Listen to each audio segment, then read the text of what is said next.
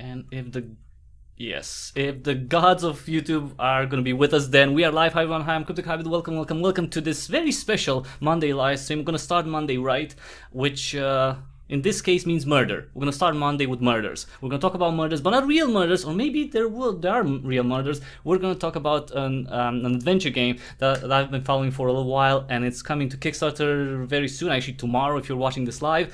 It's Casebook 1899, and here to talk about it is the one-man army of Homo Narrans. It's Gregor. Hi, thank you so much for coming on.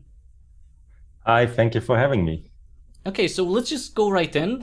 For people who don't know, Casebook 1899, can you give us an elevator pitch? Let's say, I always have this scenario, you're somewhere in Berlin, it's, Elon Musk came to see the Gigafactory, and, you want to pitch him so he can support your game. You have 30 seconds. What is Casebook 1899 about?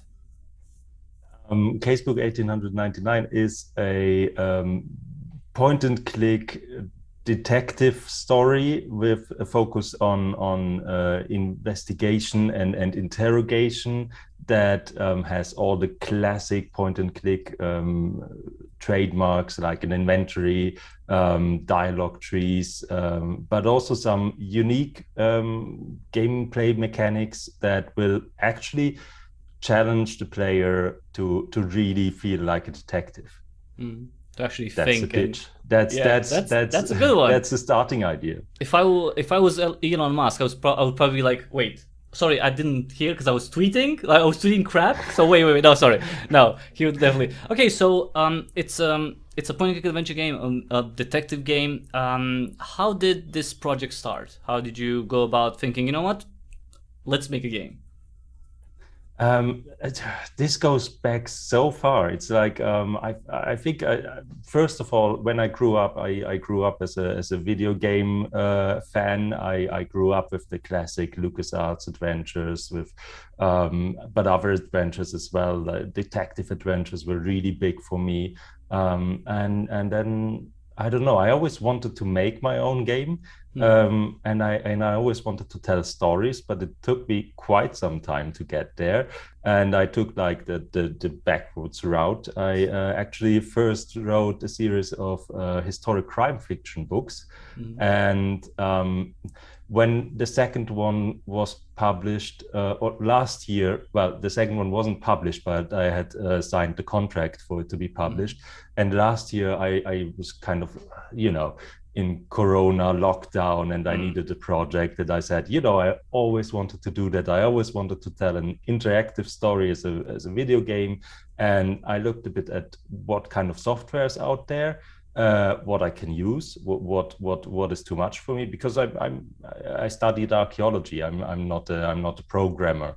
And well, you are now probably. So I looked for about a week. I looked at Unity, and then I was like, oh yeah, Unity, it's great. It's like I got some figure going from left to right with a really janky walk cycle animation, and I was like, yeah, at this pace the game will be finished in like 20 years. Not an option. And I looked on, and then I found with Visionaire Studio, I found the software that I could I felt certain in that I would make enough progress in a short time that I could actually finish this game. And then I went back to, okay, what's it about? And I thought about the characters of my books. And so I took the characters because I realized they fit so well to make into a video game.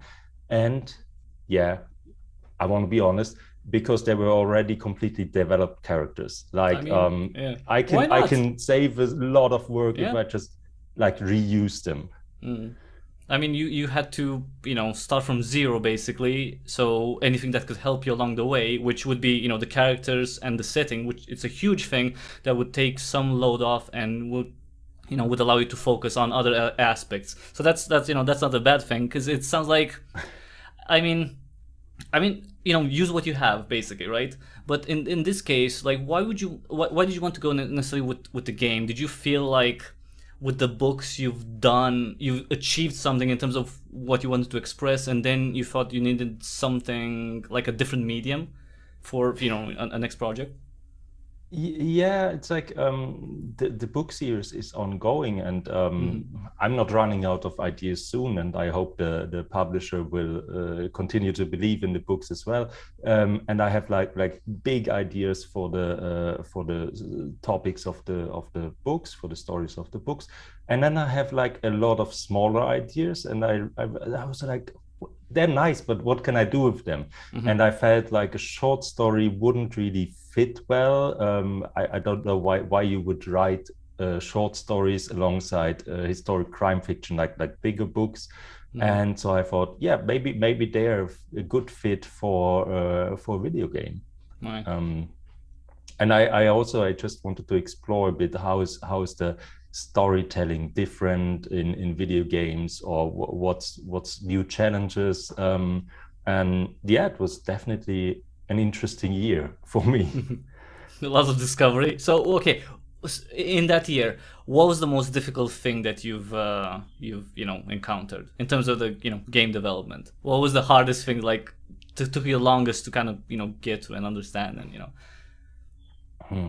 That is a good question. It's like I think animation like all programming, the like the pixel no, art. Like, do yeah. you have any, like, do you have, because you said archaeology? Did you do any artwork before, anything like that? No, not at all. It's like I quickly realized where my limits are. Like Hmm. I know I can like basically I can do a character. I can animate him. They're all quite not basic animations, but I'm not doing any strange animations where they're not absolutely necessary.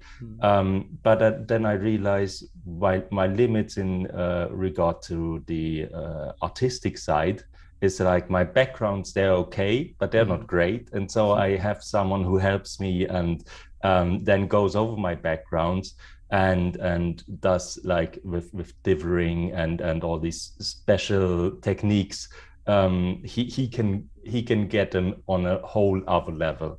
And so I am a solo developer, but I have a lot of help. And like Wow. with the music, it's like I have no talent Yeah. absolutely with the music. So I have someone who takes care of the music as well. Well, And yeah, so if I anyone wants to, learned my own yeah, limits. But yeah. I think to answer your question, the biggest challenge was not so much technical. It was actually probably a mistake I made was like I waited too long to go public with it.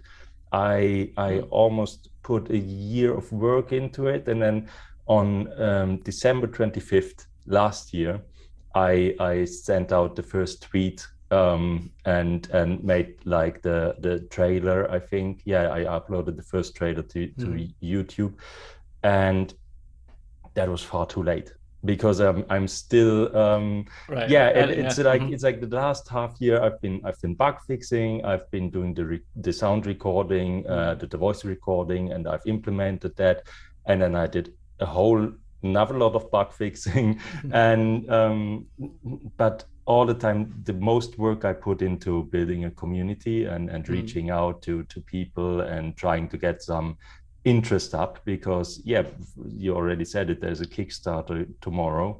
And yeah, I completely underestimated how much work it is. But also at the same time, I really learned to like Twitter. I mean, Mhm. I always hear about experiences like, oh no, the Twitter people are so rude.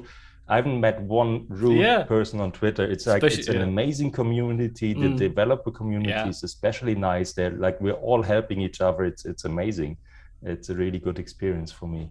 Yeah, for people who just follow indie developers and see how much they support each other, they retweet, they support on Kickstarter, they share the stuff. So it's and it's, again, it's the indie community, which, and especially the adventure indie community, that seems to be like very um I don't know, very open and very quick to help out. So that's it.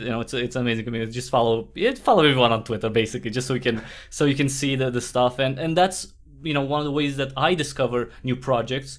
And I don't know if I think your project I discovered like that by someone I follow, another developer who shared your content, and then I saw it, and that's how I discovered as well. So it's really nice how people get together and help each other out, and they're from everywhere, like all walks of life. It doesn't matter, like people who have jobs, who have, it doesn't matter. It's all sharing, and so more people see these new projects coming out. Now, when it comes to, you said that you waited, which maybe it's understandable because previously you worked on a different medium, right? Books, you don't really you don't really share stuff about books coming out like a year in advance, right? That makes sense. It's a different thing. But do you think that you still had an advantage because of having your books out, and you have people that know of you from those books, and you could maybe carry some of those people towards your game? Like, you have to some extent a somewhat established audience already with the books. Do you think that helped you a little bit? I hope so. I certainly hope so, but I will know for sure after the Kickstarter. It's like that was the thinking behind it. And lately, a few of the local media did pick up on this story, like, local book writer who wrote these two books now wants to go into the digital space to go on telling his stories. So I certainly hope it's helping, but I couldn't pinpoint if this is really such a big effect or not. Well, I would think that I don't know what your interaction is as an author with your audience, but I think if like this could only maybe help kind of build each community. So as more people know about the game, right, those people who are interested in your game maybe interested in your books, and then people who find your books maybe interested in also your game. So you can use those two communities kind of to leapfrog each other and grow like that. That was definitely the idea, to say, oh look, if you like this story, if you like this game, then maybe buy one of my books. But also the other way around, like the traditional crime fiction or historic crime fiction reader, at least in Germany, he's not the youngest age bracket, to say that. And I think if I get some people to try out the game and to say, oh, and maybe they have never played a game before, and they say, oh, this is a nice medium for storytelling as well, then I'm absolutely happy with that. I'm happy to show people what an amazing medium video games are. And if then, I mean, that is asking for a lot, but if my game can be like the starting point for some non-gamer to explore other games, then yeah, that would be huge for me.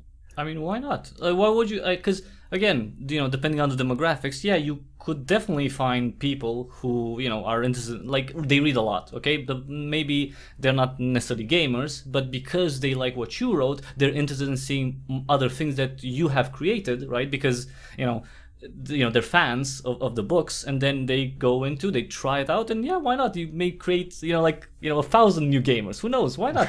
I don't think that's a because that's how people discover new things, right? They follow people, they're fans of something, and then that takes them to other interests. Like your interests, right, might be, I don't know, enticing to other people. It's like, wait, so an author that I like is making a game, huh?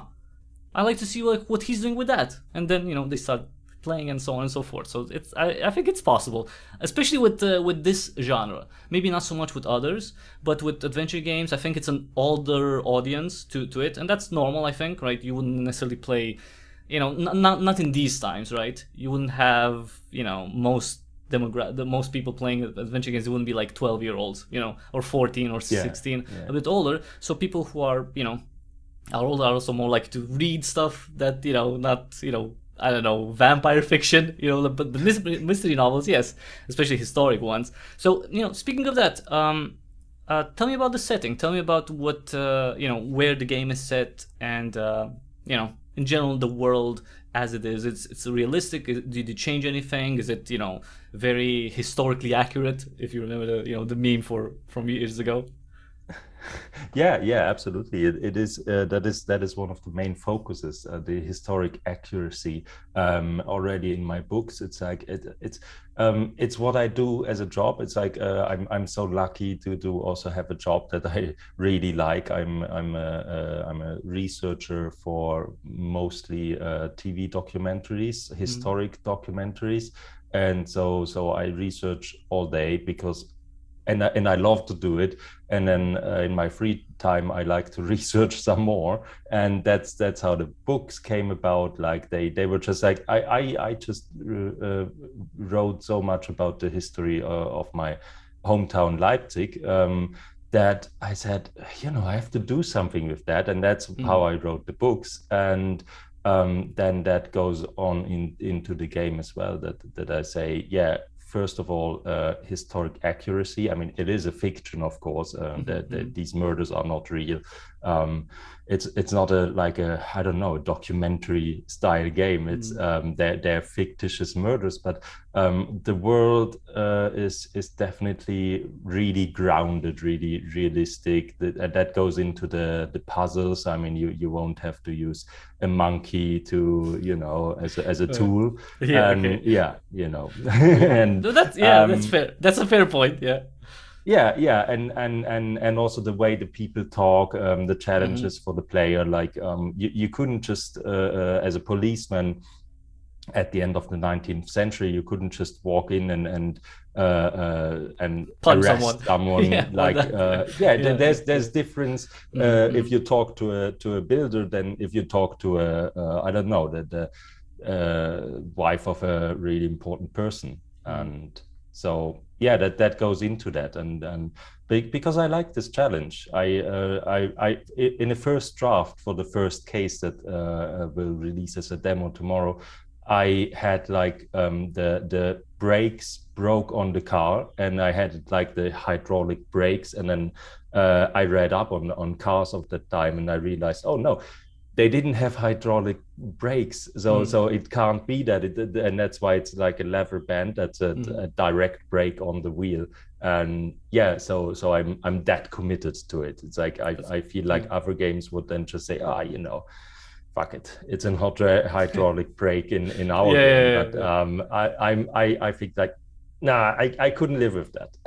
All right. You know what? That's, if you, I don't know if you've taken your game to Reddit at all, but if you did that, right, if you were like, whatever, just put, and you put it already, you would get so much crap from people. It's like, no, that's not historically accurate. They didn't have that. Yeah. So it's a very good thing. I don't know. If you care about pleasing the Reddit crowd, but if you're that thorough, No, I think that's a good basically, thing. I'm doing this for myself No, I because know. I understand. Yeah, I've yeah, yeah, lately, yeah. I've started the latest Sherlock Holmes game, Mhm. and I love them. I mean, there are clear influences you can see in my game, and you can see I played and I love them. But But it's like 1875, and there's like electric lights everywhere, and the Zeppelin in there. It's like every time I saw that Zeppelin, I was like, no, no. yeah. Yeah, that's like 40 years to no. Yeah, maybe 40, Yeah, 40, about yeah. 40, maybe Yeah, 50. and Yeah, it's electricity? like, No, they had like what, oil lamps back then. They didn't have, yeah. yeah. Okay, Gas lamps, yeah, maybe. I guess, yeah, mean, exactly. Yeah, that's, I mean, you know what? When you're a almost AAA title, I guess you can, screw history, because that's what. yeah, but I I mean, think it's an artistic choice to do it. It's like, because the other games, they were I think very historically accurate. Like I loved the London setting, but this time they went with more liberty, I which mean, is their right. yeah, of course. It's just it's of the time. I don't know. I feel like in terms of creative work right now, I think there's some people are slacking off. Like in every medium. I'm not in every medium. Like we still have great art. I'm not saying that we're not, but like the bulk of it, it's like this less work and passion that's put into movies, TV shows, paintings, music, so on and so. But like on average, I'm not saying that we still get great art, but on average, it's like, we're not, it's not the greatest time for that. But we're we're getting there. It's fine.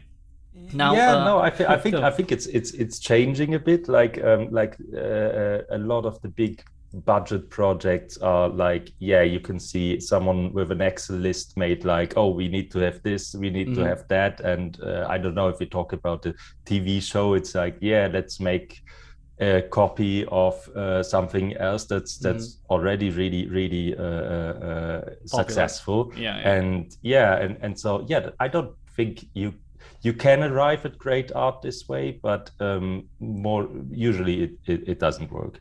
Yeah. And but at the same time, you have, especially in the video game branch, you have so many creative indie games. Like you have, this market is amazing. It's I always say it got democratized, this market. Like it's more accessible now. Someone who studied archaeology and writes books can make a game. You know, it's like, yeah, as you said, so many different people from so many different walks of ways are making games now, and that's, I think, where the real creativity is right now. Yeah, I mean, it's because there's the passion, right? Like, you're not making this necessarily for, like, oh, I'm making this because this is my 9 to 5, because I work for, a AAA studio, and that, it's a different type of thing. You're making this because you want to make this, and you're taking time to learn. So that passion, I think, is the catalyst and the fertile ground for greatness. It's not like greatness doesn't come from someone just doing, regular work every day, just clocking in, going back home and whatever. Greatness comes from the passion, like wanting to do something more, or like having, an obsession with something, right? So hopefully, I'm hoping that this is going to be, one of those great things, hopefully in a series, but because okay, books are awesome, but if you ask me, it's like, I want, Casebook 1899, 1901, 1905, 19, however much you make. It's, I don't know how far in the future you want to go with this character, with Joseph. I don't know how old he is, but if you can go into the 20th century, then I would like that. With multiple games. I mean, now one of the things that I was thinking about with this setting specifically.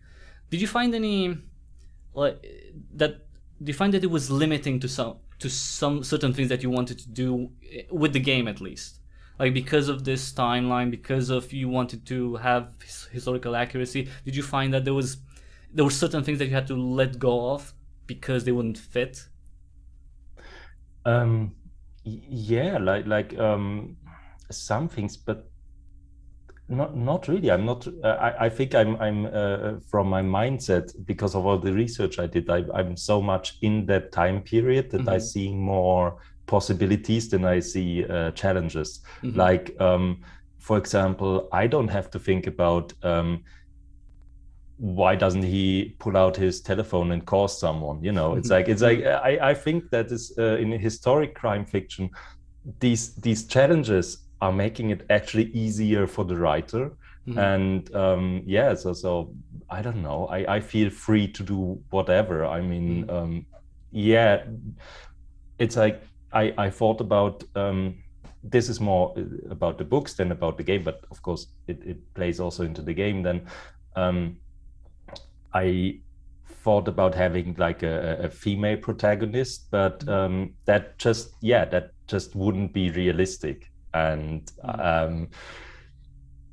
so yeah, it is limiting in some senses, but just because one door closes doesn't mean you can't go on. So yeah, I haven't encountered anything that I couldn't overcome yet.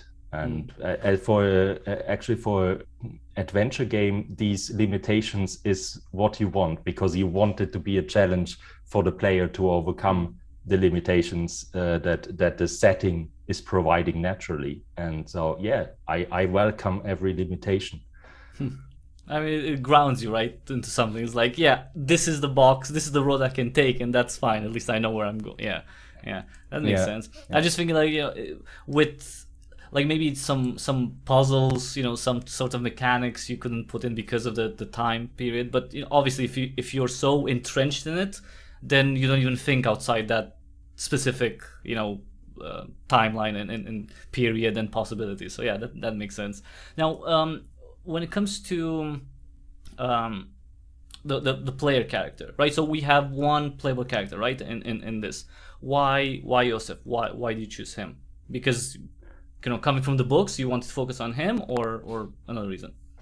Yeah, because I mean he works well in the books, and it is that is like a limitation, like being a police officer. Usually they were not they were not in a very high social position for once, and secondly they are not the most. They were not the most open-minded people, so I took some creative liberty with that. But I don't know. I didn't want to make the copy of Sherlock Holmes, and I wanted to I love Sherlock Holmes. I love the Sherlock Holmes novels. I love almost everything about Sherlock Holmes, like also the TV series, like the Sherlock series with Cumberbatch, and that was fantastic. But I always think like, oh, he's such a snob when he's talking about the police. It's like they do have their merit after all, and yeah, so that's why he's a policeman. Like I wanted him not to be that genius. I wanted him to be just a normal guy doing his job and solving crime. Yeah, it's a good one. It's like I want the cop. I didn't want a smart character, so I made them a police officer. It's like wait. Yeah, I get what you're saying, but it's funny. Like here, like I didn't want someone who's very smart, so my character is it's a police officer. It's like okay, wait. Yeah, no. I know what you're saying. You're not saying that they weren't smart, but they were like yeah.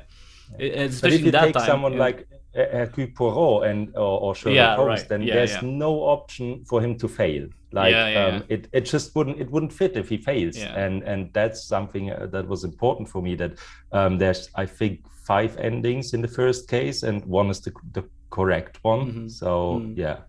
Yeah, it feels like, especially with good good example with Poirot. It's like they're like 5 levels above everyone else, like in terms of intelligence. Like wherever in any room they go, it's like they're the smartest one there, and it's a little bit, it's exaggerated, and it's like come on, like, it's like Colombo or whatever, because it's someone closer to our time. Right? But it's so he's a more approachable character when it comes to people understanding him, being not the superhuman or anything like that. He's just a guy with a job, right? Basically.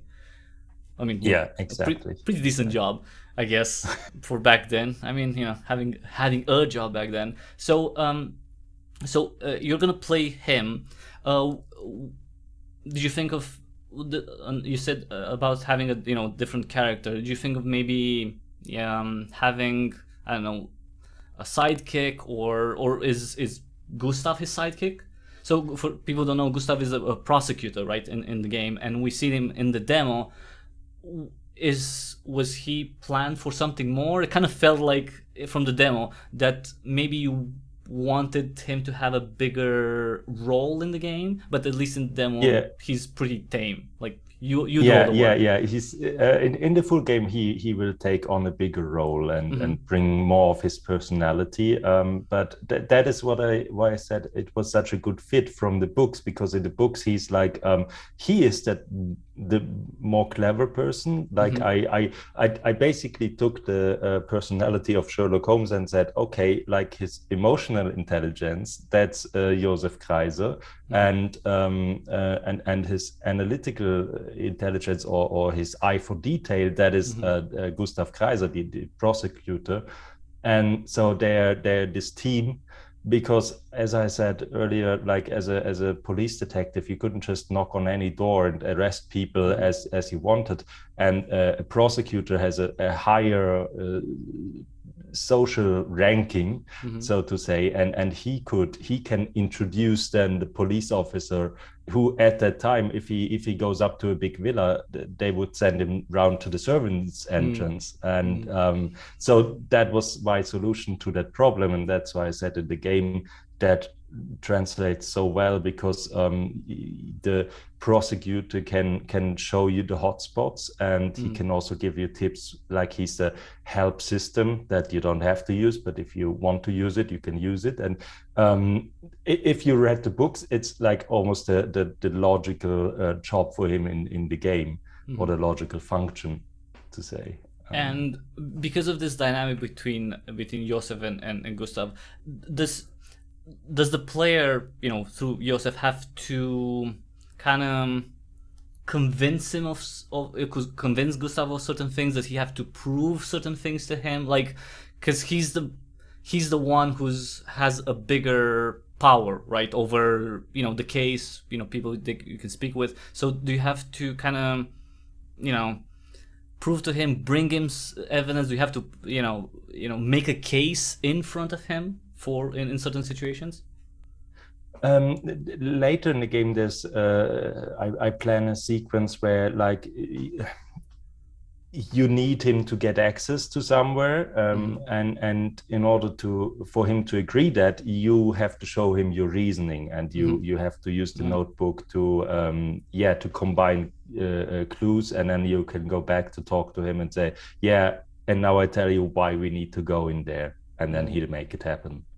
So that is integrated into the puzzles as well. Yeah. And speaking of puzzles, what's with the so in the game you have Hannah, who's a teacher, right? Well, a retired teacher, right? And she is, is she like Josef, a kind of confidant? Like, what's her relation with the main character? She's actually his ex-teacher, but then she became blind, and she couldn't support herself, and so that's why she looked for a room, not a roommate, a flatmate, basically. She's like his landlady, and they're living together, and it's like he's not paying a lot of rent for her, but it's like their kind of deal that he always tells her what he experienced during the day. That's how the books are structured. And in the end, she's like a bit like this Miss Marple figure. Like, she's sitting there all day figuring out stuff, and then she can give him an important clue where to go on. I wanted to take this structure also in the game, but the first case is too short to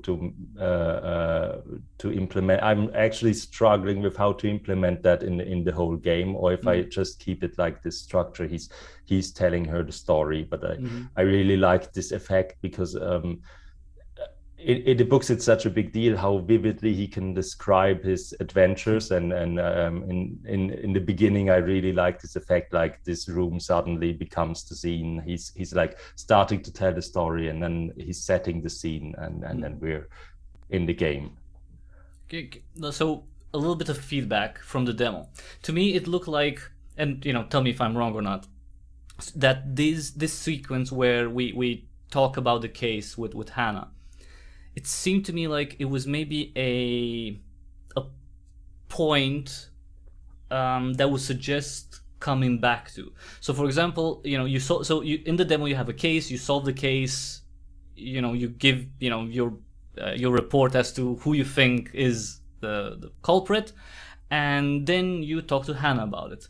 And to me, it felt like that setting and how it played out would suggest that later on, right, you would be able to come back to that case, and maybe have updates, either getting from Gustav, and then Josef tells Hannah, like, you remember the first case, like, because they started about talking about the case, and she's very interested, and she seemed like that's kind of like a highlight of her day, to listen to him about his cases. And he tells her what happened, and the player's decision, basically. And then it seemed to me like later on you'd come back, remember that case with that and what happened, like they arrested the people, or what, actually I was wrong, or something like in that regard, where maybe it plays out with multiple endings for each case. So maybe you make a mistake, and later on, Hannah, remember that first case where I thought that this person was guilty, that person was innocent. Well, guess what? Gustav went to court, and it turns out that I was wrong. Something like that. Is that something that's gonna happen later on in the game? So in the first case for the demo, she's like the review system, like she's giving you the approval, like yeah, you're right, or yeah, I don't think that is convincing. But later, I don't want to give away too much about the full game.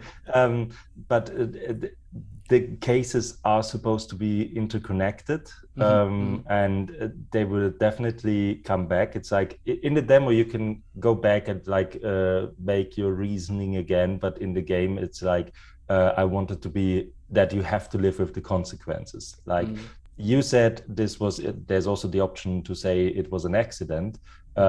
So there's now maybe one, maybe two killers on the loose, and that will come back later. I'm looking at right now at not having this too branching, like the biggest challenge for me financially for this game is the voice acting, and I really want to have everything voice acted, and so I'm looking at not to have too many lines, but we will have, from each case, from each decision you make, branching storylines.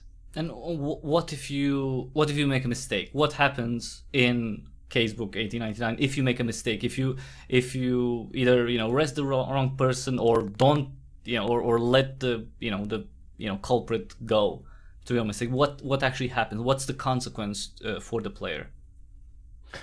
For the play, well, I don't want to give away too much. I mean, no, but like, okay, let's just say that, like, is it something like you make a mistake, it's game over, you have to reload, or is it no? Okay, so there's ways of moving forward despite a previous mistake. Yeah, it's definitely, there's no game over screen at all. It's like who you convict of murder, that's up to you, and you have to live with it. We're not convicted. We're not convicted. Wait, we're not convicted. That's Gustav stuff. We're just pointing the fingers, that guy. I'm not, like, I don't go to court. I'm sorry. I'm just I'm not 100. 95. No. 100 IQ police officer or investigator. My job is just to get the evidence, I present them to you, I don't go to court, I don't talk to judges. It's like, nope, that's not how it. Yeah, sure. No, but I don't know what the English word is. It's like you took, let's say you took the wrong person off the streets and the murder is still on the loose. That will have consequence. I can't stop you from manually reloading an earlier save game and go to the right one, but it's planned that the story goes on. That happens. That happened probably a lot in those times, and so there will be consequences. Yeah. Okay, but that's a good thing, because it's not like it's not necessarily specific to adventure games. So that's why I'm asking about like what's happening if you're wrong. Like, do you have to, like, oh crap, did I save? Or okay, so the story goes on and you're gonna get different endings to the whole arch, right? Depending on how well you did. And I mean, there won't be a title card at the end giving you like 4 out of 10 points for getting it wrong or something. It's like, it's a story experience. It's not competitive in any way. So but you'll have to live with the consequences. I mean, you say it's not competitive, but there might be speedrunners who are going to take, like, it's like, how fast can you finish Casebook 1899? Like, 24 minutes is like, or like 15 minutes or something. Like, just clicking it's really actually, fast. You can make anything competitive, that's what I'm saying. Even if it's true. No, it's, I think it's about, I think you can do it in under 8 minutes. Because I tried for bug fixes and I tried. I've beaten this game a lot, and I mean, if you want to enjoy the experience and get something of the story, it's about 40, 50 minutes is usually like the number people clock in. But yeah, it is. If you skip everything and you just go for the clues that I know are the right ones, I would say 8 minutes. Okay, that's really good. Now let's. I mean, 8 minutes not, that's for the first case. That's just for the first case. I mean, 8 minutes. Yeah. Now, in terms of the gameplay, you mentioned that there's classic elements to Casebook 8099 and certain things that are not as common for point-and-click adventure games. Tell me a little bit about those less common ones, the logical puzzles, that you have in the project. I mean, this is, I always say a game or any kind of fiction, any work of art doesn't just pop up in an empty space. We're always influenced by what we've seen, what we've experienced. And I really like the idea of having to work with a notebook in a detective story. Like I think it was in Discworld Noir, in Tex Murphy. And I really liked this idea, so I took it. Also, it makes sense. Like you would write things down, especially back then. It's not like you didn't have, you would have to write things down in order to remember elements to describe. It makes sense. Why wouldn't you have anything like that? Yeah, exactly. It makes sense. It stays in. I also really like from a more technical point of view that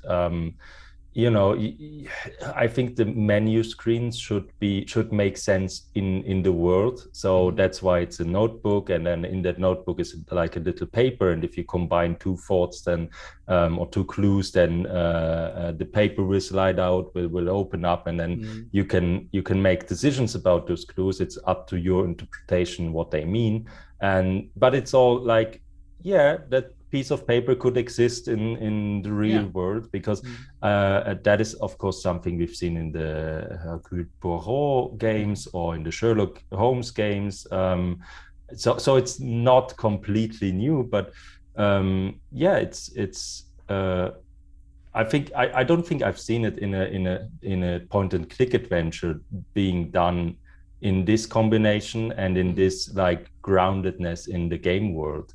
Like in Sherlock Holmes, they actually, I think they had like it was like a piece of paper or chalkboard, and then they moved away from it, and now they're making like boring menus, which I don't like. It's like, I mean, there's the load and save menu, and then I want all the rest to be in the world. It's just the inventory. It's like it has a graphical element to it that's not grounded in real world objects. I mean, it is grounded to some extent, because you're probably not going to be able to just grab a tractor and put it in your inventory. Like in that regard, not the big ladder in the exactly. Or a big support beam. I played a game recently, a point-and-click adventure game, but it's comical. It's not it's not supposed to be realistic. And you literally the character takes a huge support beam and just puts it in the pants. It's just it's comical, but still.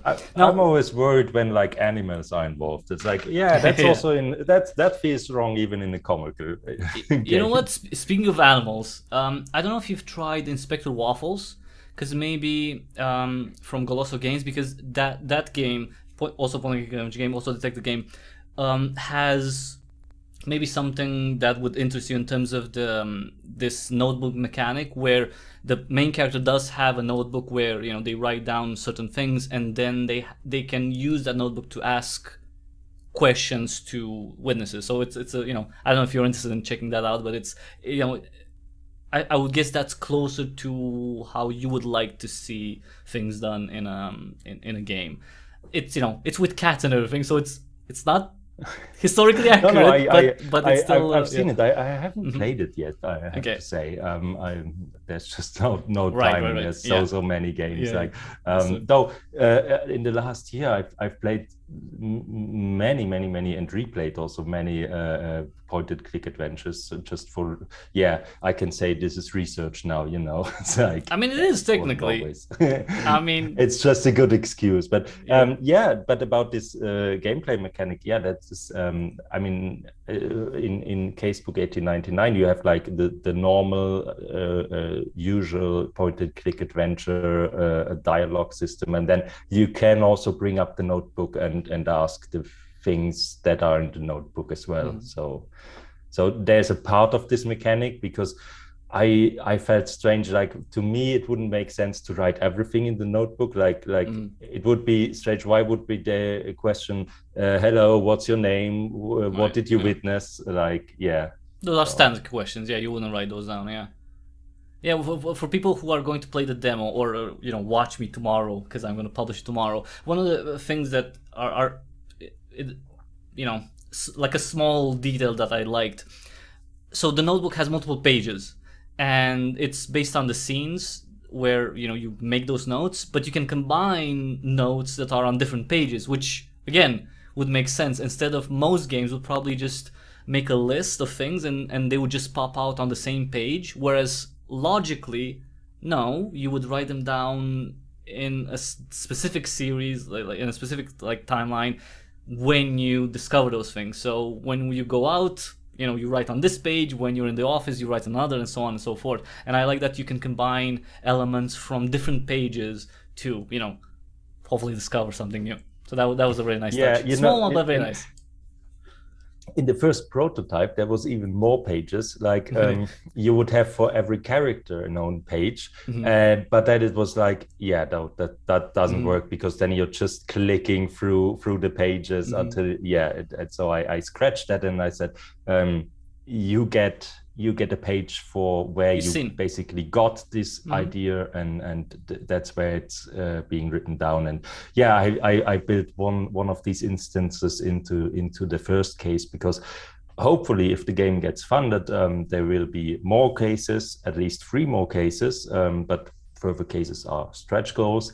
And so the first case will be like the tutorial, so the other cases will also be a bit longer, have more characters, more scenes. And the first case, I wanted to be quite inclusive. Like, yeah, I hope to get some people who read the books to play the game as well. So I'm trying. I always say I try to make an accessible game that everyone can pick up, and I'll show you how it works. But yeah, I'm not holding your hand. Then it's like your decision what you do with these tools now. And so in the first case, I'm teaching you all the basics and all the techniques, and then in the later cases you will be more challenged.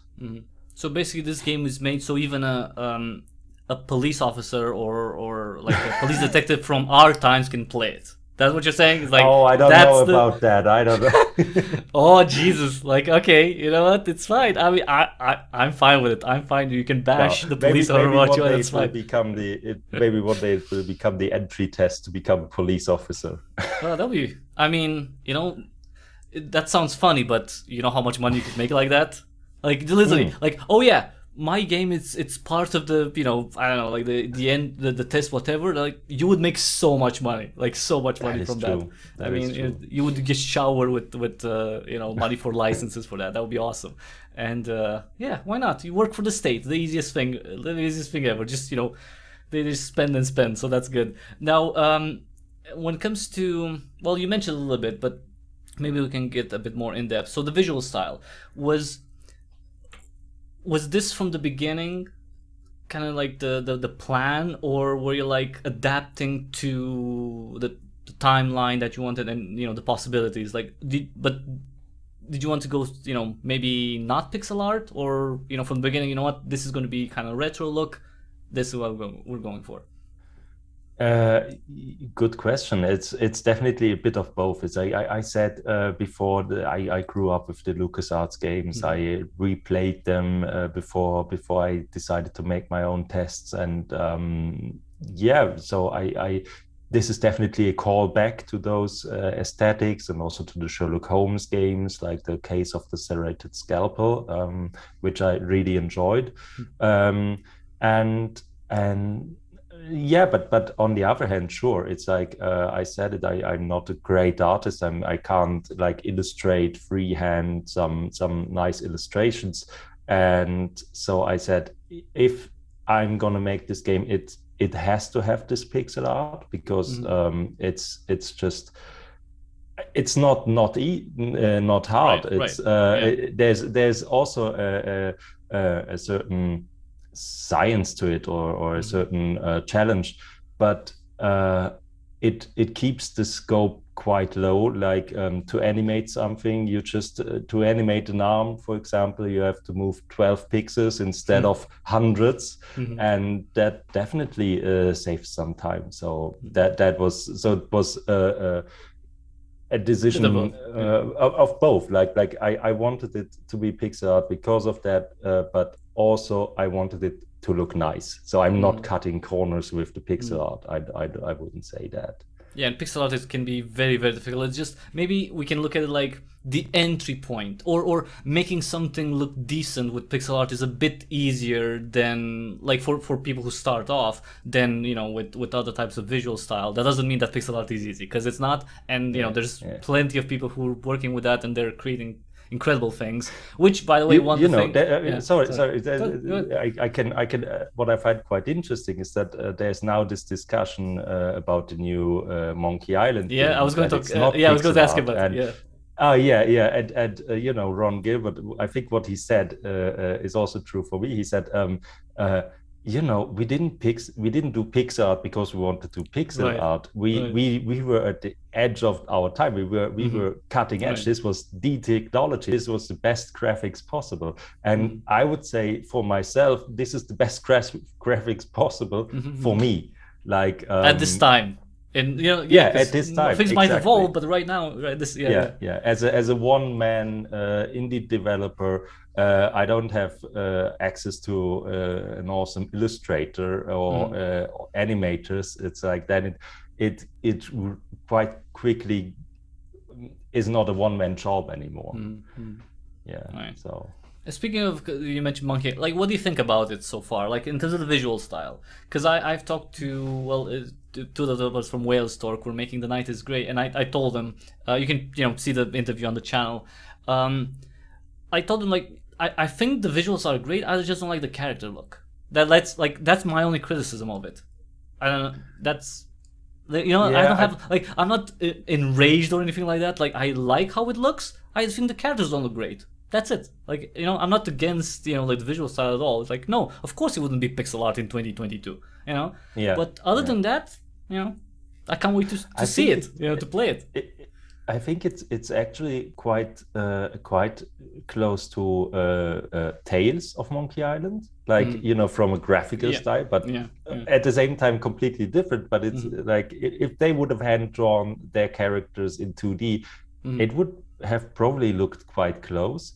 And I don't know, for me it's a bit too early to say anything. Like, we've seen some backgrounds and some minor, like, characters, I guess. I wouldn't criticize it this early, you know. Like, I can have a preference for the visual style, but it's like, I just want to see it, you know. Like why would you, like, because some people dismiss it, or, you know, like, or go overboard with support. It's like, no, let's just see how it goes.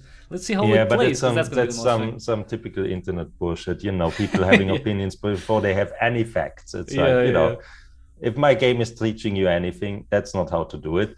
It's stupid. I don't know. It's like, wait and see. Let's see for the first trailer, and then everyone will probably have a completely different opinion. I think. But so far I love the style of Monkey Island 3. Like, it's not looking like that, but that doesn't mean I won't play it. I'll definitely play it. It's because you can have preferences. Doesn't mean you're not going to dismiss a game just because it's not necessarily your, you know, favorite visual style. You know, that's Yeah. such a, why would you limit yourself to, you know, I only like this thing? It's like, no, you can like multiple things just at various degrees, and then just play it and see how it goes, because it might be great. That's the whole thing, right? It might be great and be like, you know what, I loved it, I like that the style of, you know, X game, you know, like, you know, from previous more. Okay, that's fair. That's a fair point. But you still had, you know, you could still enjoy a game even if you're not, you know, super excited about, you know, how it looks like. Although, you know, at this day and age, I think I'm more worried about another IP that's been Simon? revitalized, Simon. Yeah, that's like, Why? oh, Why would making you? him so What's much younger, and then it's like, oh, how because is of it? that? And yeah, and then like the it's a story how he became Simon, but I thought that was Simon the Sorcerer #1. It's like, I don't Feels know. like It's a also reboot. really early. You know, like feels like a reboot, and those aren't Yeah. really great usually. When, well, in other mediums, not selling games, but yeah. No, I hope I'm wrong, and also here it's really too early to say Yeah, anything. even But I though, really yeah. hope that my gut feeling is wrong, because Simon was so unlucky in the later. After 2, it was like Jesus it's Christ. strange. It never went away, but it never got as good as 1 No. or 2. Well, I mean, hopefully, maybe this one's gonna be something. Yeah, I'm not. Yeah, you know what? I would share your, you know, your view. I would be more cautious about, you know, the expectations for the new Simon game than Monkey Island. I think. Yeah, and you know, also between also the two, yeah. yeah, it's a bit worrying. Like, Simon had a really specific humor, and first off, I don't know if the humor fits to an Works even anymore. younger guy, and if it fits in our time now. Right, Like, right, yeah. let's be honest, it's like that could be a problem at some. Yeah. Which, you know what? I mean, I don't think they would, given the fact that they're making the game now, I don't think it would. I hope that they wouldn't just like, oh, let's make the same humor as we did in, you know, 93 or 95. You know, like it doesn't work. It's not gonna work. But at the same time, I would be really disappointed if it's completely politically correct. Well, you know, we have to see how, you know, exactly who makes it, and we can, you know, gauge that if it's too. But yeah, you know, but this is a different time, so you would make some changes. Like you're not gonna play the same game that you played, you know, like, you know, 30 years ago at this point. Yeah. So yeah, we'll see. I mean, you know, I'm more hopeful for Monkey Island at this point, and I can't wait to see. Which, by the way, speaking of Monkey Island.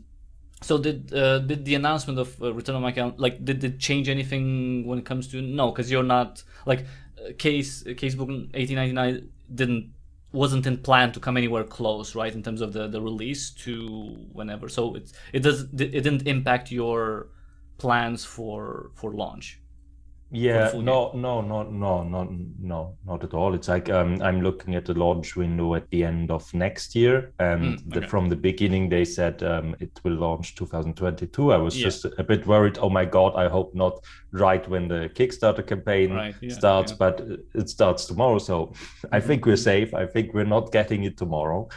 No, probably September or something. Yeah, probably. Yeah. I think probably for the Christmas time they probably want to take that Q4, yeah, or late Q3 or Q4 probably. Yeah. So it didn't impact you at all. Okay, that's No. If anything, I mean, of course, with the other developers, we're always in contact. When this news broke, it's like,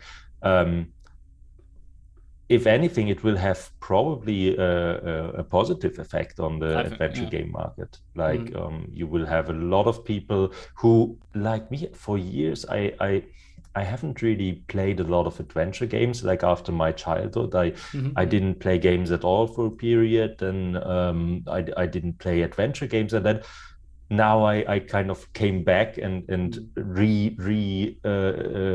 I felt the joy again, because there's really interesting titles that came out in the last few years, and hopefully that will happen with Monkey Island to get all these people, more people who come are now back, in their, right? Who've taken 40s, a break, 50s. right? Yeah, of course, that's fair. So, and then hopefully they see my game or other indie games and say, oh wow, the market really changed. I think I got really bored during the 3D era, when everything became 3D, just because, right? Yeah, I mean, was I understand it. They had to do it, but they all came back. I mean, okay, given the quality of the 2D visuals, like let's take like 96, 97, 98, 99, like that period, you know, I would have stayed with the great 2D, then transition to, okay, it was new and it was exciting, whatever. But the people who were selling 3D, like, and the games that were selling 3D, and the demographics, the target audience for state-of-the-art 3D, well, state-of-the-art at that time, right? 3D games, those were on that demographic wasn't the one playing point-and-click adventure games. You know what I mean? It's like people who are interested in visuals, like oh, I want 3D, I want 3D, I want 3D. They were most likely not playing, point-and-click adventure. They were playing first-person shooters. They were playing other games. I think there was this misconception. They wanted to appeal to a younger audience, and that's why the older audience, like, also that then really went away. But now I did a bit of market research, of course, before I started all this, and especially before the Kickstarter campaign. And it's like, I think the average computer game player is like 35 or above, and so they are still somewhere. All these players, they want to come back, and if Monkey Island gives them the chance, then that's good. I think also Broken Sword, which was also fantastic. It's like they also came back to 2D, and the fifth part was really good. Yeah, because I think you can make. I mean, right now, if you can make 3D, great. It's a different time though. It's easier to make. It's a different challenge. It's still difficult, but it's not as crazy making good 3D now than making good 3D in 2002, let's say, right? But it's no, to me it's like, just know your audience, and don't try to grab everyone who's playing games, because that's not going to work. You're just going to make a mishmash of nothing that's not going to appeal to anyone. The demographic for point-and-click adventure games, it's not going to be 18 or under, right, playing Fortnite or Minecraft. They're not. No, when they grow older a little bit, yes, you might capture them, but it's just, it's a different time. It's a different time, and there's more people playing right now, which is great. More devices. Which, speaking of more devices, any plans or any thoughts, desires to bring a Casebook 1899 to other platforms, like beside PC? It's the first case is coming out on PC, Mac, and Linux. I in the last minute I caved into the Linux community, and those two people, they can, all two of them. You know what? I feel so really bad, because I would really like. I really want to take on Linux. I don't know. I would really like for that platform to grow in terms of like the mainstream and more people play on it, because it's we need some competition, for Windows, I think. No. I've been a long Linux user, and there were no games at all on Linux back then. But like 3 or 4, and that's it. And now with Visionary Studio, it's like as easy as a mouse click to export to other platforms. So but then, of course, you just have exported. You haven't gone on their shop system, or haven't made the game run yet. It's that's why I am open to the idea, but it's definitely in the stretch goal list. So other platforms like PlayStation 4, Xbox, Switch is also possible, but I would have to look into that. And I think what I would really like to do is mobile, because there's some really good ports for adventure games on mobile. I think adventure games can work really well on mobile, and especially the pixel art look, the big subtitles, that would be just, I think it would play really well on mobile as well. But for now, these are stretch goals that might or might not be unlocked during the campaign. I mean, you gotta be like positive. So like we're gonna crush it. It's gonna be awesome. We're gonna get which what? Why not? Yeah, that's because that's the attitude. You know, like you sit, you know, you waited, you know, longer, maybe, you know, to get the game out. Now be like to, you know, to present the game to everyone. Now be super excited. I'm like, yeah, we're gonna win it. We're gonna, you know, everyone's gonna know about it. Everyone's gonna love it, and so on and so Yeah, forth. And, no, you know, no, no. Don't get me wrong. I am super excited. I'm actually also partly relieved that it's finally starting, because tonight I think I slept about 5-6 hours. It's like the stress levels are. That's pretty good. Come on. Yeah, that's for me. That's decent. not good at all. No, wait. For any human, that's not good at all. But it's, you know, like it's, you know, it's fine. Yeah, you can, no, coffee and you're fine. And so I'm really happy that it's starting, and I hope it works. But that is the idea why I made the complete first case, because I said, you know, you never know what happens. There's always the chance that this will not be funded, and then the demo is all that's there, and then I want to be fine with that, because it would be so bad for me to have a demo that is not finished. Like the first case is there, it's complete, you can play it, but of course we all want the full game. So. Yeah, especially if they're going to be bigger cases, more complexity. Yeah, who doesn't want that, obviously? And especially since I think one of the, you know, hopefully one of the things that are going to appeal to people, the setting, and because it's something that, well, obviously it's a great advantage that you're so entrenched into this, you know, because because of the books you've written. But for anyone outside, right? It's like, wait, how many games have been set in Leipzig?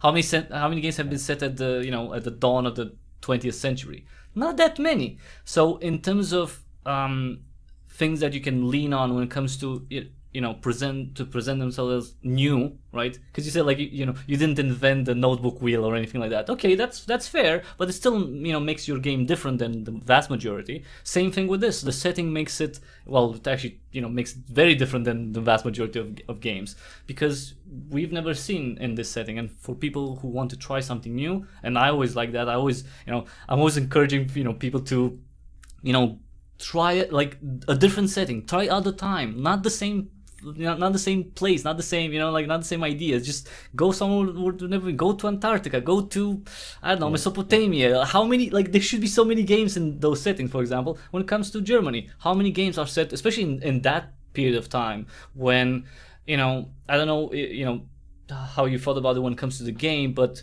it's a very transitionary period from the kind of the older world to the newer world, with, and especially in the first case, we see, you know, how, you know, new cars are and what problems they might, you know, they bring out. So it's a very weird weird as in new, right? New setting for everyone. It's like, you know, go experience it, because it's different than everything else that you've played so far. So that's, I think that plays into, you know, your advantage, and that's why you're gonna, you know, make the campaign and, you know, and have it successful. That's the point. That was actually why I always kept my interest myself, because it's such an interesting time. It's like the city, the people. I mean, it exploded. It was a real boom town. It was all this technical new things. There was something new every day, and that brought also these social unrests or these social problems that are so good to explore, of course, in a criminal game. So yeah, and then as still an extra, like I want half of the places that come up in the game that you can visit in the game, you can still visit them now. Like if you ever find yourself in Leipzig, you can go and see the bridge. And yeah, that is something which is finished, because in the demo is not finished. So yeah, no, I'm you guessing won't fall down. Okay, that's good. It's well, you probably it's closed can for cars now. Yeah. It's just for, oh, that's nice. That's very nice. Yeah, but it's something I've always done in my creative work. It's like yeah, I mean, of course I look what's out there, what can I use, what should I not use, what are people interested in, but ultimately I do what I want to do. Like a lot of people like about the books, they told me, oh, the language is quite highbrow. It's like, not easy to understand. There definitely, I try to put like around 10-20 words in there in every book that people will have to look up. Because they won't know them, because I didn't know them before either. And a lot of people said, oh, that might put off some readers. And I've never heard one reader complain.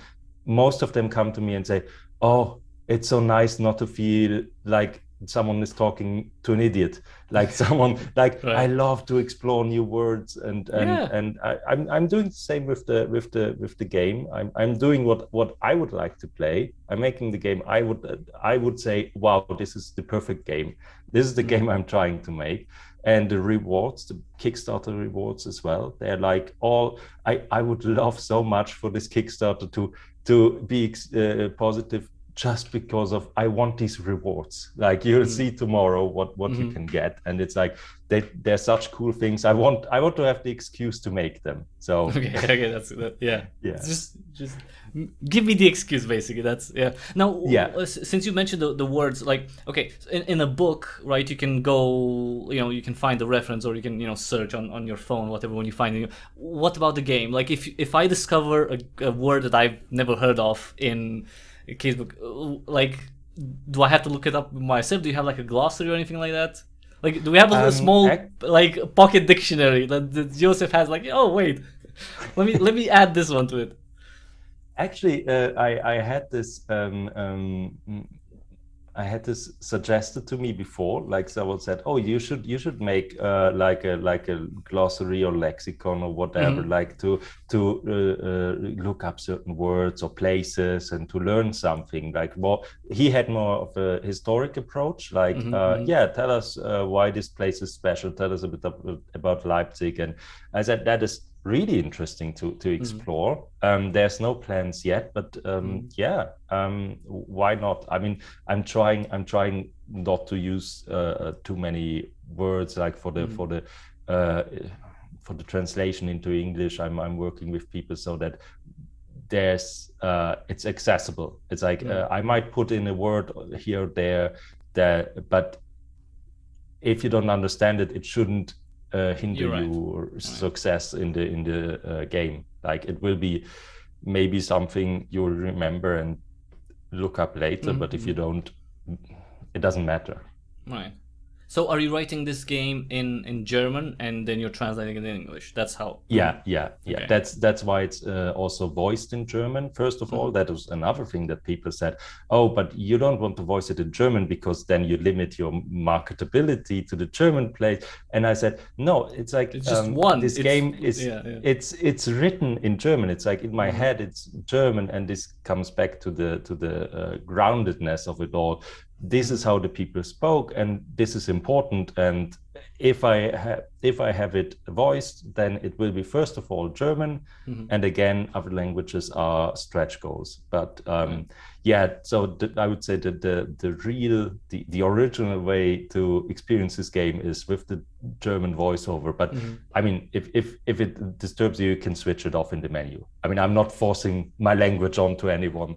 It's like if you want the full immersion, play it with English subtitles and German voiceover, but you can switch it off. It's fine. Yeah. You know how it's like, and I've heard this many times, and that's not the bad thing. Is like if you want to read an author, read it in his books in the language he wrote them. It's like now I have to learn like Latin and German and like what's like.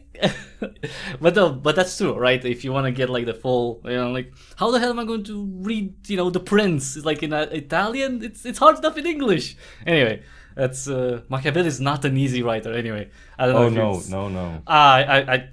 I'm gonna have to start The Prince again. It's so difficult because I read in English exclusively at this point, so it's my second language, but I do okay with it. But that one, some certain books are so difficult, and The Prince was one of them that was very, very difficult even in English, and like because it's that all like 15th century stuff, and it's like it's a different language.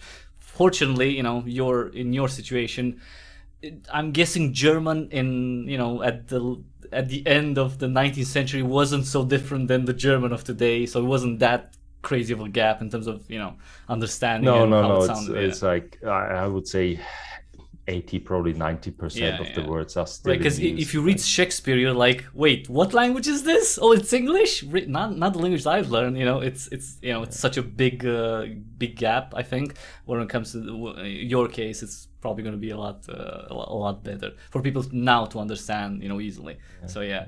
Now the only problem I've had, I just realized now, it's like the German word for office wasn't invented, or it was probably invented, but it wasn't used yet. So I can never say anyone's office. But these are just the small limitations we spoke about earlier. So what word did you use then?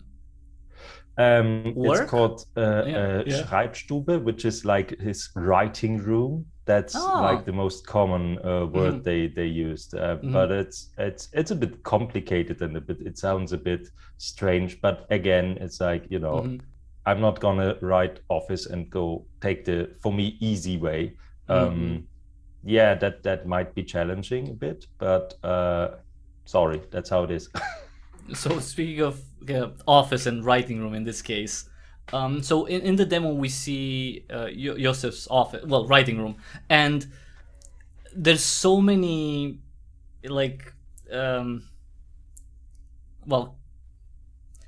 there's a potential for a lot of cases because of the furniture he has and where he where he puts all the case files. Is like, are you thinking of using that more? Because in the demo, well, it's you just find something there. Let's just say that without spoiling. You find something and it's like they're file cabinets basically, and they have case files. And in the full game, can you maybe go through them? Would that element have a more like a bigger place for him? Would you be able to just go and just read like previous cases of his, like just to immerse yourself in the world and his history, or do you want to do more with that? Again, it's just a file locker basically. But to me, it was like it's such an enticing thing, and I like at the beginning of them, I just wanted to go through all of it and see other cases that he worked on.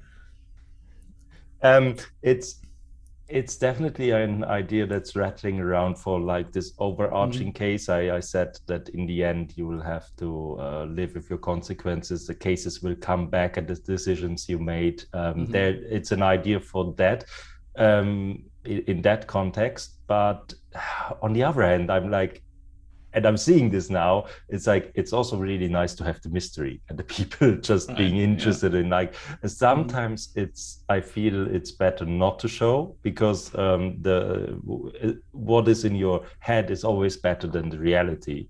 It's more exciting. It's definitely something I'm thinking about. Because for me, it's always my immersion when it comes to the world. It's not, I don't identify with characters basically. That's not how it works. I know how people make games like, oh, we want people to feel represented. I'm not represented in any games I played ever, but I empathize with the character, maybe, right? I have a connection with the character. I care about them, or that's the point of of games, to make me care about them. So in one way I care about them is I find out about their world, right? So that's why to me it felt very exciting to like go in there and like, oh, I want to see what else he's done. I want to find out more about him, his past, his cases, his mistakes, because it helps me. Again, it's a personal thing. It helps me connect to the character.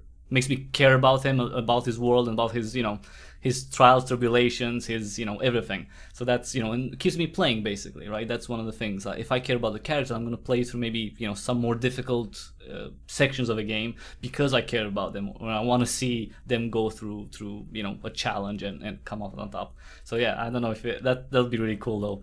Because you have a case file and like, I want to see what's in there. Like, what happened in that case? Anyway, but yeah. Oh, something that we haven't really talked about, and it's in the demo. I think it's very subdued. I don't know if that's by design. That was the intention. The audio part. It feels to me like in the demo.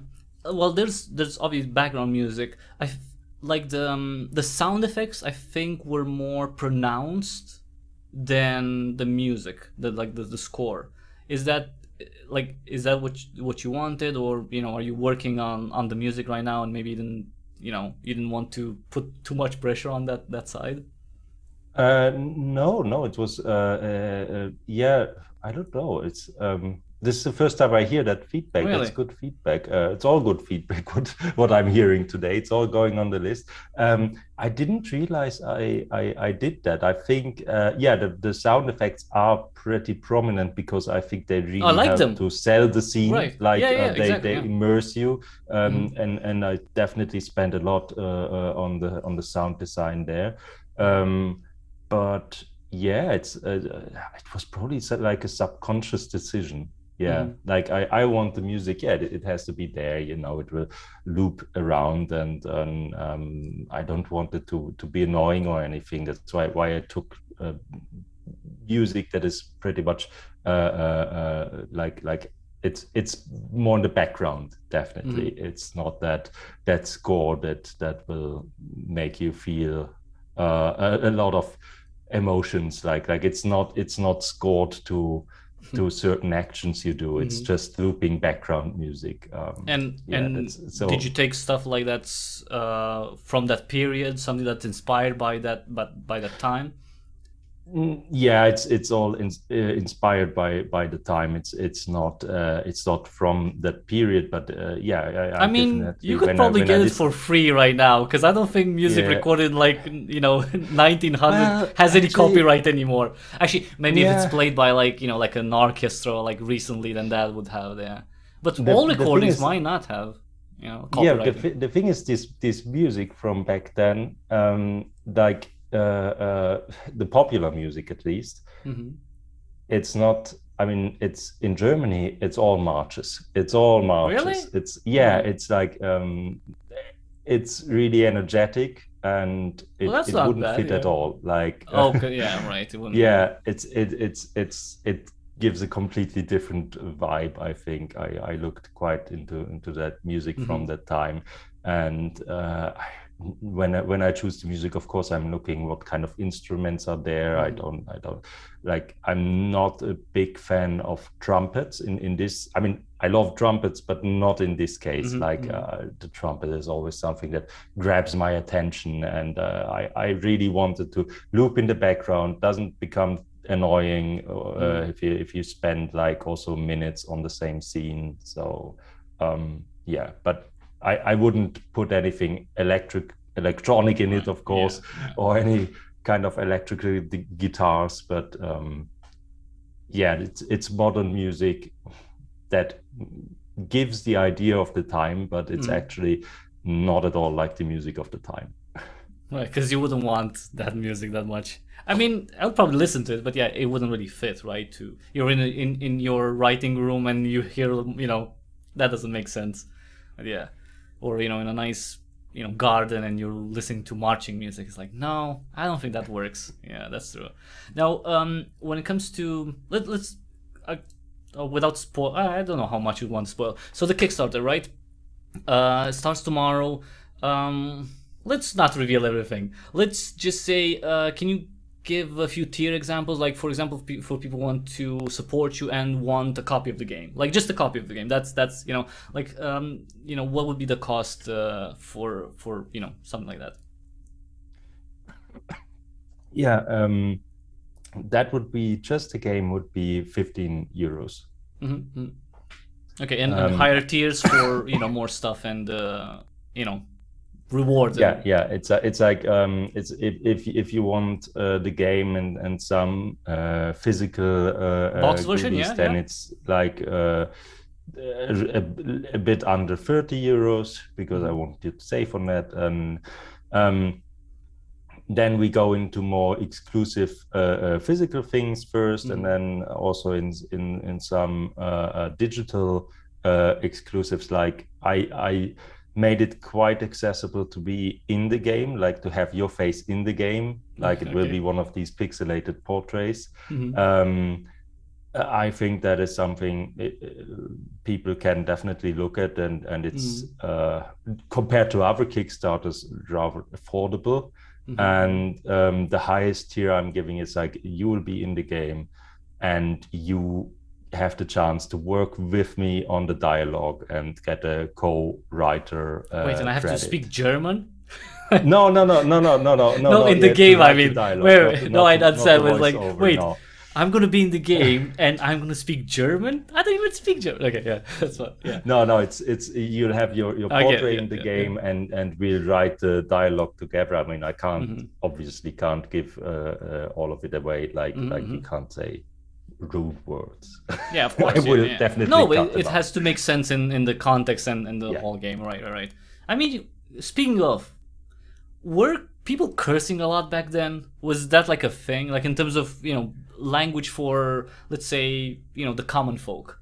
Not the prosecutors of the world. Let's just say that. Like, that is. Was that like part of the vernacular?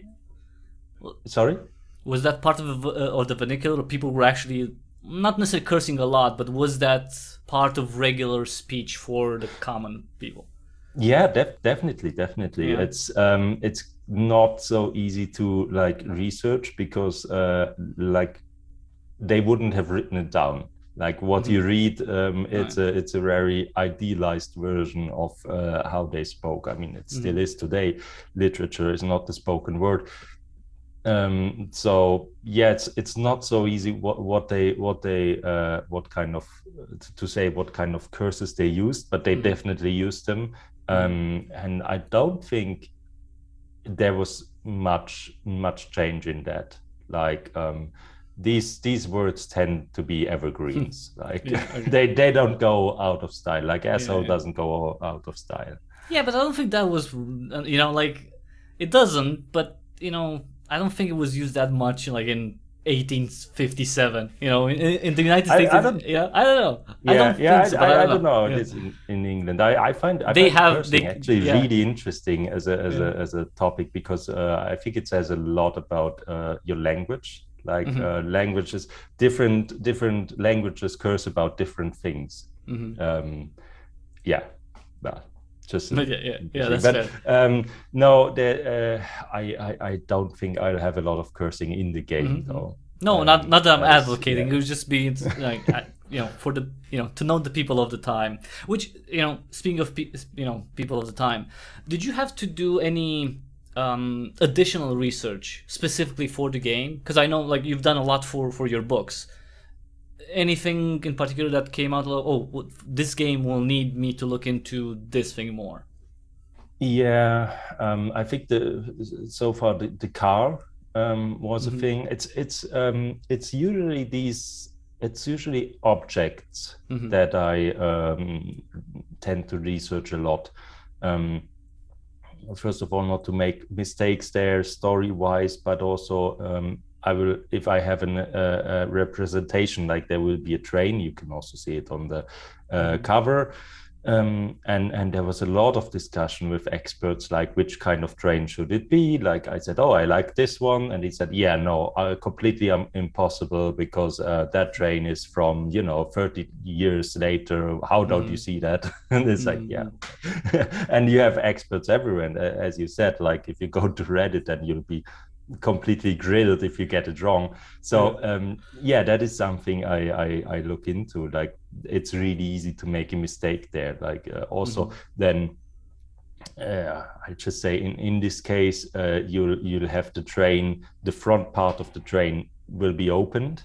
And there was also a discussion as to where that happened because that wouldn't happen in the station. So They would repair into the depot, There's definitely always something coming up when you're writing, when you're thinking about the cases. There's I think all the interpersonal stuff, like how they would talk, how the police work works. That is something I already have done with the books, but then it's like for every place that I have represented there, I go into the research, and then for every object. So it's still research intensive.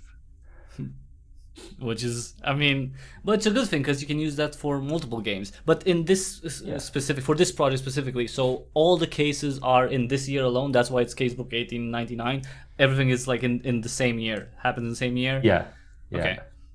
And they're it's like the idea is like the first book is in 1898 and the second is like in between Christmas and New Year's of 1899. So, and it's like the idea what happened to those characters in between. And it's like you don't need to read the books to get the game, or otherwise you can read the books, not play the game, and you won't miss anything. But if you're interested in that question, like what did these characters do before or after, or if you read the books, what did they do in that year, then yeah, that game will answer the question. That's very good. Connect people. It's like, no, if you want the whole story, you have to, buy the books and play the game. That's that's how it's not a must. It's just like if you like this, then why not have a look at that as well? Yeah. You know what? I actually remembered now something that you asked me like half an hour ago, if there was ever anything that I felt limited by being in the time. And actually, I just remember that I was really you really want to not angry. I was sad to find out that I couldn't use fingerprints, at least until 1904, because they were tested the first that was so time close. In Germany, they were used the first time in 1903. Wow. And that is actually a bit, that's a challenge. But first of all, it's amazing that I would have thought that they would have been used later.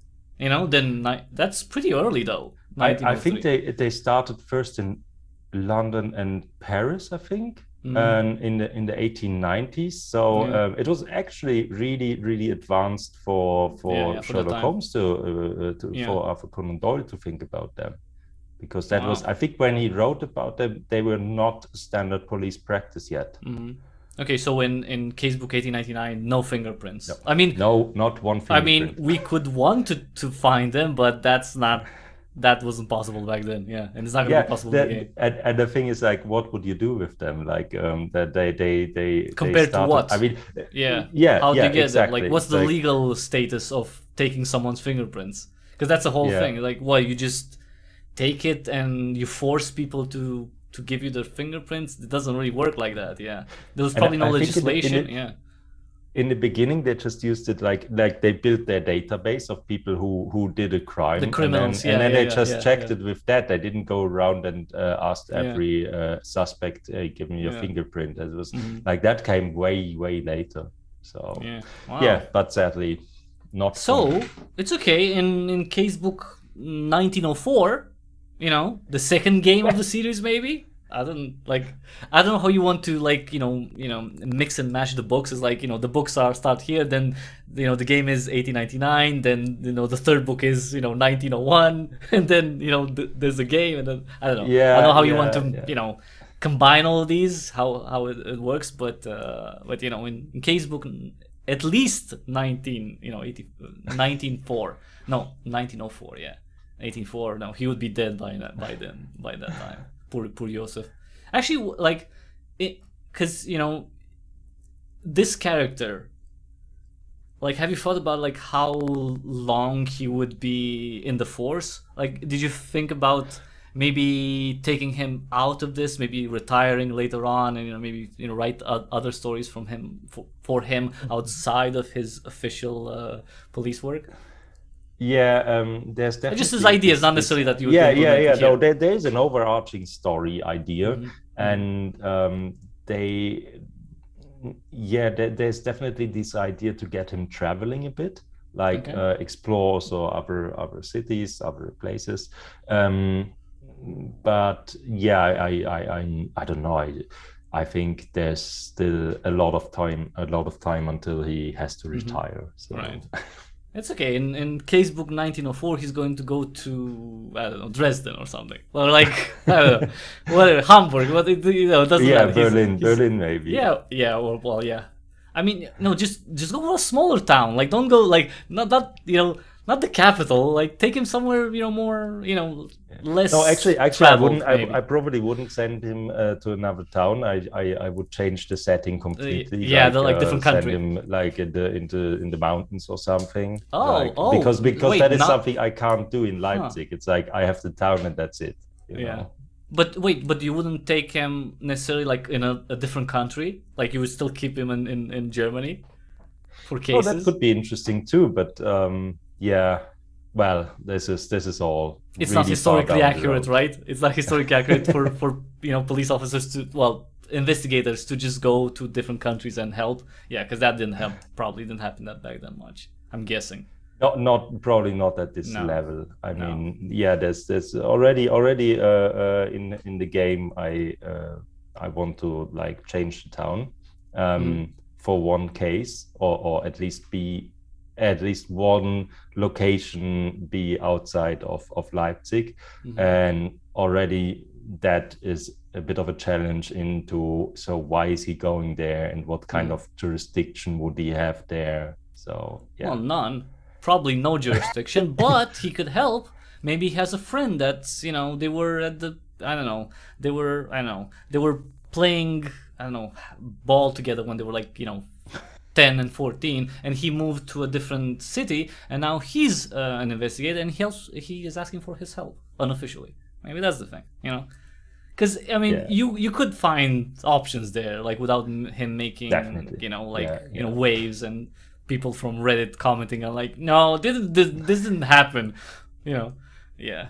Well, speaking of, well, actually, you know what? Maybe I'm guessing you don't have a lot of time right now, like in terms of other games. I was thinking of, if you were like, probably you're not playing anything right now. I'm guessing. That's my. No. I actually over the weekend I picked up Voodoo Detective. Because what do you think about it? yeah, it's like you come to a point when you prepared everything that if you keep staring at it, you're gonna make it worse probably. So I'm trying to take my hands off. Though I have to say I have today patched what bugs? Fixed bugs, like a really bad game-breaking bug, really? like with the logic. Like, yeah, I can't believe someone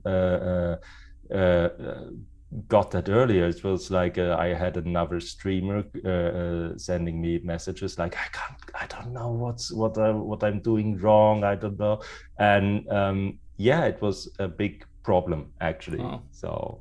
Yeah, and it's fixed for when the demo comes out tomorrow. The demo will be is fixed already. Okay, yeah. So what do you think of Voodoo Detective? Uploaded. What I don't know how long you played, but what do you think about Voodoo Detective?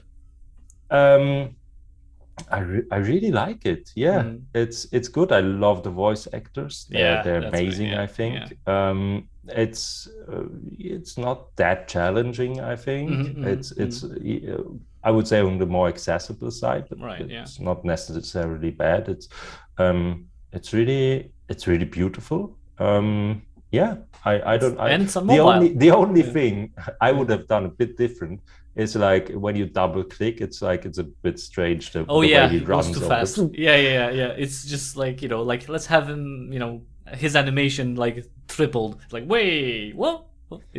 Yeah, he goes way too fast. That looks like that looks almost comical, like that. I don't know, but other than, I mean, this is, if you're complaining about that as the only thing, then it means it's a really good game. Yeah. No one's saying that you're criticizing, like, no. It's a small thing, but you can notice it and point it out. That doesn't mean it's bad. Anything that you're looking forward to in the next few months, year? So much. Really? The new it's like almost everyone is working on something new. Like there's a new Budget Eye coming, there's Rosewater coming, there's Monkey Island, which we talked about, there's Simon the Sorcerer, there's what's that, Colossal Cave Adventure, and I'm really looking forward to see Eva's A Twisted Tale, who's coming on Kickstarter a week after me. That one looks really beautiful. And I don't know, it's like, if my Kickstarter is successful, it's like I'm almost sad because I won't have the time to play all of them. Right. I mean, you know what? In 2024, after you finish this one, then you're gonna have time for that. Then I just lock the door and just play games for a year. I mean, maybe not a year. I mean, you kind of have to, write more books and make more games now. You know how I mean, with the books you already started, so it's fine. You're like that's, but games now that you started, sorry, I'm like I don't know if anyone sat you down, talked to you about this.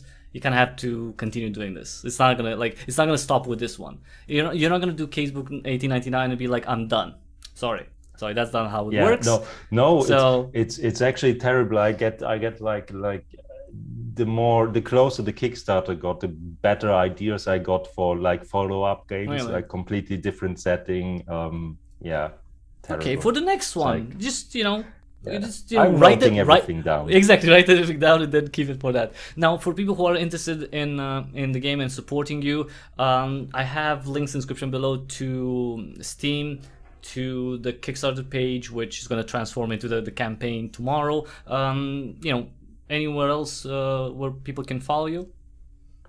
I think if they want to see a bit something, is Twitter, and anyone can write me on Twitter as well. Yeah, like if you need anything, if you want to support, then Twitter is the right place. I think you can get in touch with me. And that's at Homo Narans, right? No, that's at Studio, and then there's, oh my God, how's that? That's slash lowercase slash underscore Narans, Studio Narans. Underscore, yeah, okay. Yeah, underscore. That's the one. Yeah. Okay, so that's where people can find you, and any last, well, not last words. You know what I mean? Like close off, because we're not gonna die after this. We're just gonna live a long life because we have cases to solve. Apparently, a lot of cases. Because it says Leipzig Murders. That's plural, so that's plural. I'm hoping for at least, okay, so there's 4 cases in the full game, right? One case has 1 murder, the first one. I'm hoping for a double murder in one of the other cases. I'm putting that out there. I'm hoping for at least a double murder somewhere along the line. Yeah, it's definitely it's not gonna be just 4 dead bodies. I could promise this much. Okay. Yeah.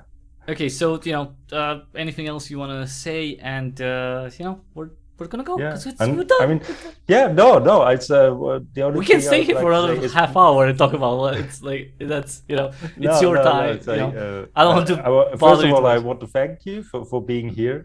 It's always nice to talk about my game. Thank you for giving me that possibility. I really enjoyed our chat, and to anyone who's watching, if you're interested, you can check out the demo tomorrow, and then I think you'll play it as well and upload it tomorrow, or they can play it themselves, and then consider checking out the Kickstarter. Yeah, wishlist on Steam. That's also very important. Yeah, because exactly. It's to get up there in the ranking, so more people discover it. Because that's. But you know what you said about waiting longer to reveal it. Okay, in relation to the Kickstarter, you're right, but in relation to the actual release, I mean, having it's true. It's I mean, that is maybe something I can say, that there is the chance that it might come a bit earlier, but it's like then you'll get it earlier, and I think no one is going to complain about that. But I wanted to have a realistic time frame. It might take this long, or maybe you have it in your hands earlier, hopefully. Well, I don't know if you're gonna. Are there any tiers for like on the Kickstarter for like early build, early access, like get feedback, beta? I'm just asking. I don't know. Yeah, no. You're not a fan of those. That no, because I keep things close to my chest until I'm really confident they're good to go, and but there are tiers to make the game longer. So so more cases. So more dead bodies. If you like more dead bodies, I mean, I'm not exactly a fan of dead bodies. Not that you mentioned it, but I like solving mysteries. That's really cool. So that's a good thing. If for mysteries we need people to die virtually, not realistically, then that's that's a sacrifice that I'm willing to make. Let's just say that. Like, I'm not the one dying, so it's fine. All right, so thank you for coming on again, everyone. Check out the Kickstarter tomorrow. If you're watching live, it's tomorrow. If you're not watching live, it's just go search for Casebook 1899, or just see the link in the description below. It will take you to the Kickstarter page, wishlist on Steam, and the demo is going to be available there as well, right? Like on Steam. Anywhere else? Yeah.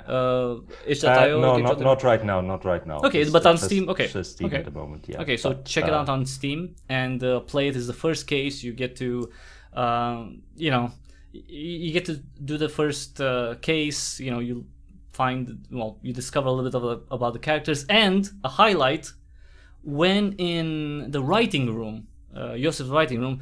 Just look at the little specks of dust that go up in the sunlight. That's like that effect. I looked at it for like 5 minutes because it was so sweet. It's like it's so smooth and so sweet, and it's like, you know, it's very nice because, you know, it's very bright and you see literally dust coming up. Like it's very cute. It's a very nice, you know, visual effect. It's, you know, maybe a lot of people will not notice it, but I did, and, you know, look at it because it's really sweet, and I'm guessing quite a bit of work went into that as well. The effect is quite simple, but it's so hard to get it right. Like you're always